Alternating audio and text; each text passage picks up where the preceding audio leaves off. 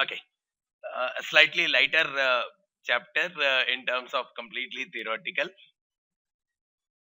The ratings, there was something which we have discussed in the financial markets and products about the rating agencies and issue specific, issuer specific kind of rating. Now we are also talking about the internal ratings apart from the external rating scale. So every company, apart from the external ratings which are given by the rating agencies, which are more issue specific or issuer specific, we are also looking at the internals. But typically what a rating agency considers for rating any company is these factors.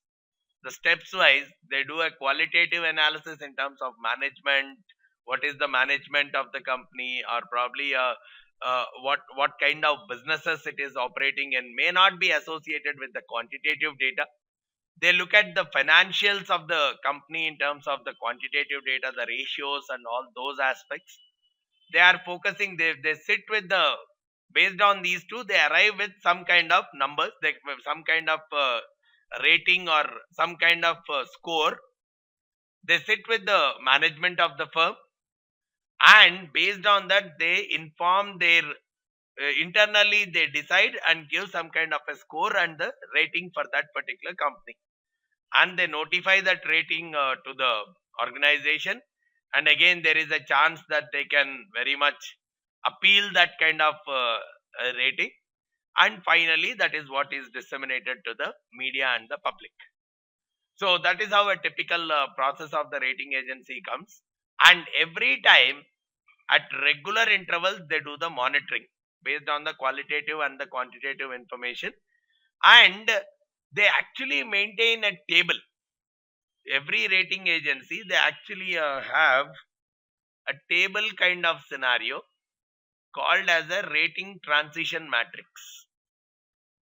What this matrix typically talks of is they will list out, okay, they will list out kind of probabilities. Probably, let's say, triple A firm, double A, triple A, double A. Let's say in this, what they say are probably default. What they put here is how many firms which are at a triple A level at the beginning of a period, let's say 1 year or 2 years or 5 years, whatever is the time frame they are looking at. So these are prepared for each time period. Probably if I say that this is a 1 year RTF, so the way they put up is, okay, how many firms are they, have they given a AAA rating, or how many of them are maintaining a AAA rating at the beginning of the year, and at the end of the year, how many of them are here again? 90%. Probably some of them, 5 of them might have gone here, 2 of them might have gone here, 1 of them might have gone here, something like that. So this are the same thing they'll do. Okay, some 4-5% of the firms have gone into AAA rating, some 85% of the firms are continuing in the same rating. This kind of a matrix is what they prepare, where the summation of each row will be equal to 1. The transition from one particular rating to a different kind of a rating, right? So using this transition matrix, they will try to model, okay, what is the probability of default? This is one more way to identify the probability of default. From the real observations on the historical data, they'll say, okay, these kind of firms, what is the chance that they will default in 1 year period, right? So from the how many have defaulted, they will derive the other side of the story. What is the probability that one given firm can default, right? So let's say they have observed 100 firms. Out of that, one firm has defaulted, which was given a AAA rating, but one firm had defaulted. So they'll say here the number they'll put as 1%. So that will translate into a different meaning, saying any AAA firm the probability of default is 1%. And so that is over 1 year. So sometimes what could very well happen from a numerical standpoint is this kind of a matrix will be given, and based on that they may ask us, right? Like, okay, a firm has started with a AA rating at the beginning of the year. Use this transition matrix to find out what is the chance that it will default within a 2-year period. What is the chance that it will default? The transition matrix is a 1-year matrix. And they are asking right now, let's say if the firm is a AA rated firm, what is the chance that it will default within a 2-year period? Now for that, what are the possibilities? They could default either within 1 year or they could default in the second year. So if I am talking about defaulting within the first year itself, probably I can take this number, whatever is this number, I'll take that as the probability. And what is the second scenario? Defaulting in the second year, which means they should not default in the first, they should default in the second, which means, okay, they could either move into AAA and from AAA go into default, which means there is a 5% chance that they will move into AAA, and after they have moved into AAA, there is a 1% chance that they will default. It's like a joint probability, multiplication of the individual probabilities. Or they could have continued in the current probability, current rating itself. There is a 85% chance that they will continue in the current rating. And whatever is the default here, let's say that is 2%. This is the chance that they can default in the second year. Similarly, probably there could be another 7% chance that they may go to A, and from A they could default. All these are the various scenarios that are possible.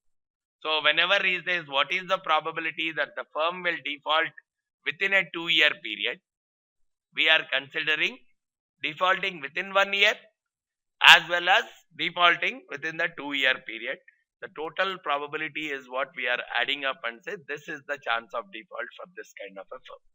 So this can even result in assessment that, okay, now if a firm is given a AA rating, right, the other way to understand the same rating transition matrix is, okay, if a firm is given a AA rating today, what is the chance that within 5 years they will default?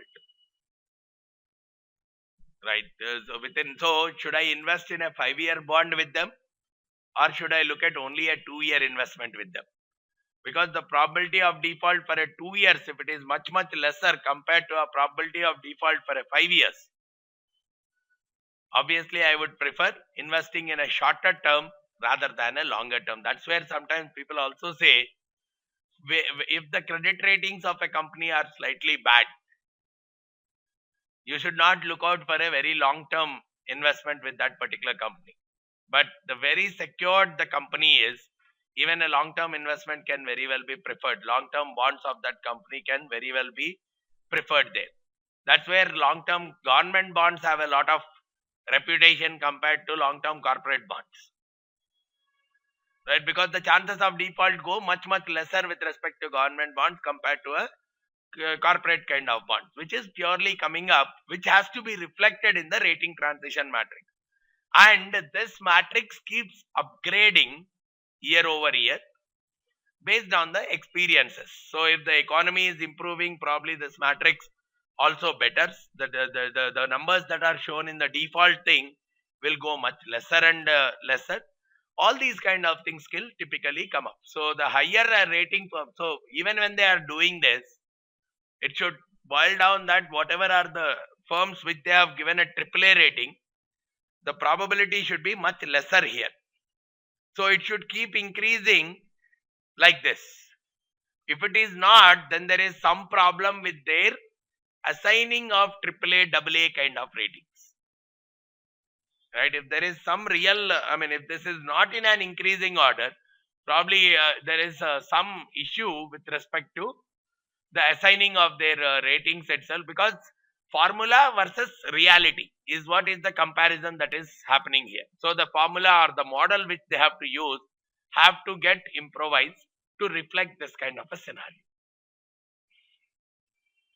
And so various factors which are impacting, time is impacting, which we have just now discussed. Probably if I am looking for a 2-year investment, the rate of default, the probability of default may not be that significant. But if I am looking at a 5-year or a 10-year period, we'll find huge differences in the probability of default, especially for non-investment grade bonds.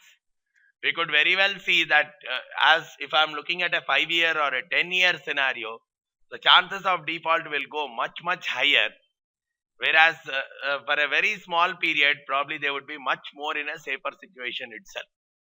So the time horizon plays a great role in creating differences across the various maturity levels, and even the economic cycle. If the economy is in a recession, the probability of defaults could be much higher. We have seen even a companies like Lehman Brothers defaulting in that kind of process, right? But if the economy is in a boom, probably the same companies were in a completely different platform altogether, right? So the status of the economy, but what the rating agencies give as a rating is probably based on the average scenario itself. So sometimes when the economy is good, we may have to think of, the company may be a much better position. But if the economy is bad, the companies may go into a much worse position than what the ratings actually reflect, which means the rating transition matrix has to constantly get upgraded to reflect even the economic scenario also. And even the situation is different from industry to industry. For example, if I'm focusing more and more on IT industry, most of the companies in the IT or service sector kind, they don't have much of debt at all. Whereas on the other side, when we look at more of a capital intensive kind of industries, like airlines or any infrastructure, power kind of industries, there is a huge capital intensive that is there, which means they have to rely a lot on the debt rather than the equity investment. So by default, their risk levels are slightly more compared to a company which is purely equity driven. So what we have to typically differentiate is the ratings. They have to take care of neutralizing all these kind of scenarios also. Whereas for the banks, probably they cannot operate at the same level of ratios which an IT company operates at. Right? It's a part of the operations of that particular industry itself. Probably a bank cannot maintain a current ratio of 2 or more. Whereas there are a lot of manufacturing industries which will typically very easily maintain a current ratio of 2+ because of the inventories which they have. So based on and you have to make sure that the rating model, see, you cannot say now bank is given a very low rating because they are not maintaining a proper current ratio.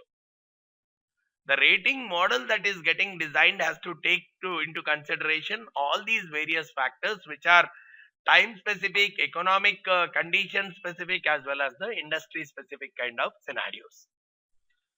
And we are also talking about in any case, whenever we talk about a downgrade, when a rating is downgraded, we should always observe that the prices are decreasing. In case of any downgrade, the prices have to come down because the value of that particular instrument is actually going down, right? Which is in reality also observed. But most of the time in case of upgrade, when the price has to actually go up, it means it seems that historically it has not proven that the prices are going up immediately with the rating.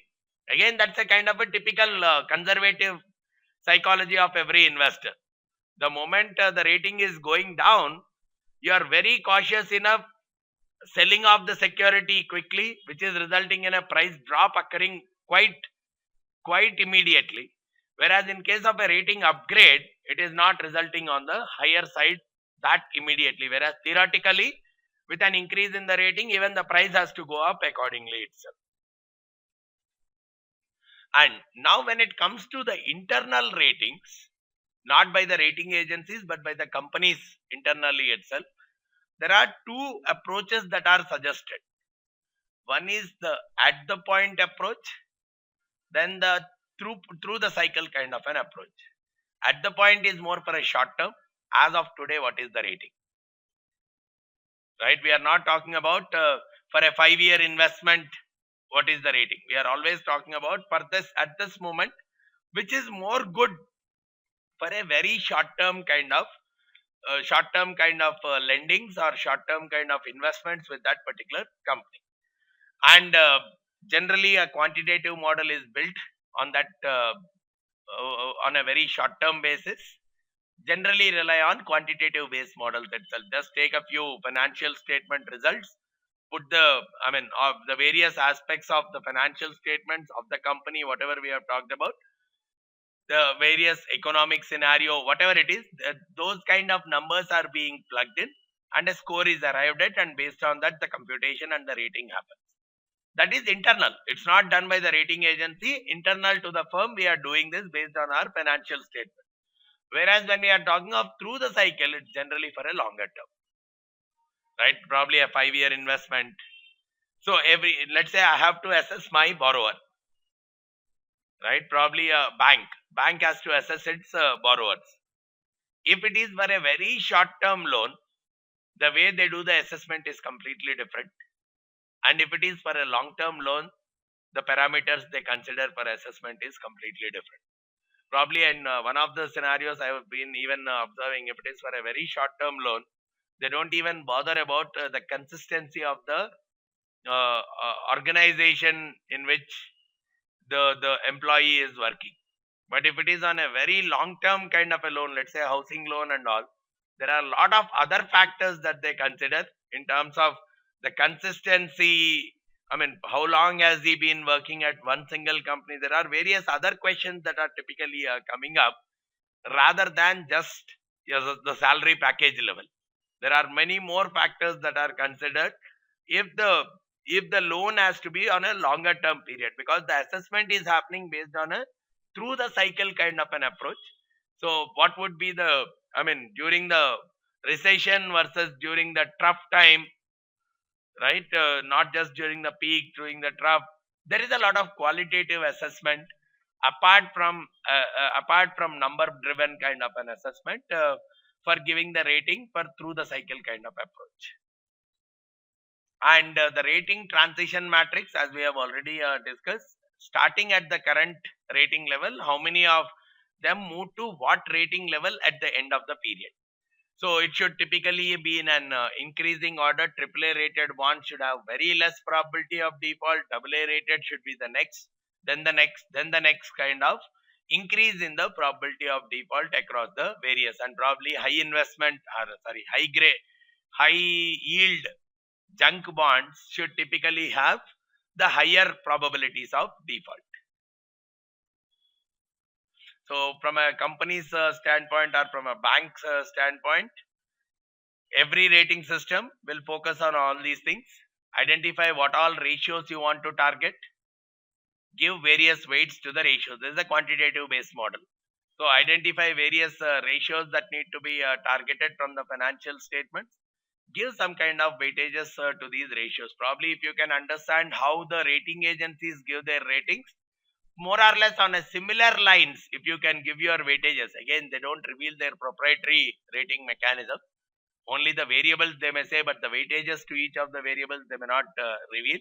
But whatever it is, if you understand typically on what proportions they are giving the weightages to each of the various factors, look at those things and have a more of an audit or internal monitoring kind of a process, and based on that you decide what would be the typical VAR or what would be the typical uh, value that is at risk, for which you actually set aside the economic capital, which is nothing like a backup. If at all that particular risk occurs and if at all that much of loss occurs, are you going to shut down or do you have a backup? That is where the reserves will try to address. And probably even from a bank standpoint, there are so many requirements in terms of tier 1 capital, tier 2 capital, capital adequacy ratio kind of mechanisms, which are more addressing this kind of scenario itself. The capital which is sufficient enough to address any kind of extreme risk that is going to occur. Otherwise, the bank is completely into a bankruptcy kind of situation. So this will typically ensure that even if the risk occurs, you are having a backup for it.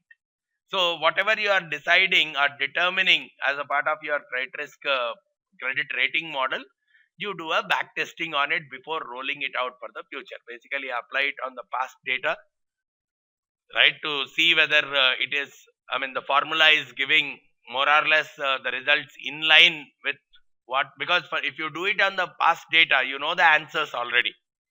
You have the decision already there. You have the outcome already there. So you use the inputs, you test the outcome. If most of the cases it is working well, then you will roll it on to a new data as a part of your decision making process. Whether you have improved or degraded as a part of your rating, you can very well develop on that basis. Right?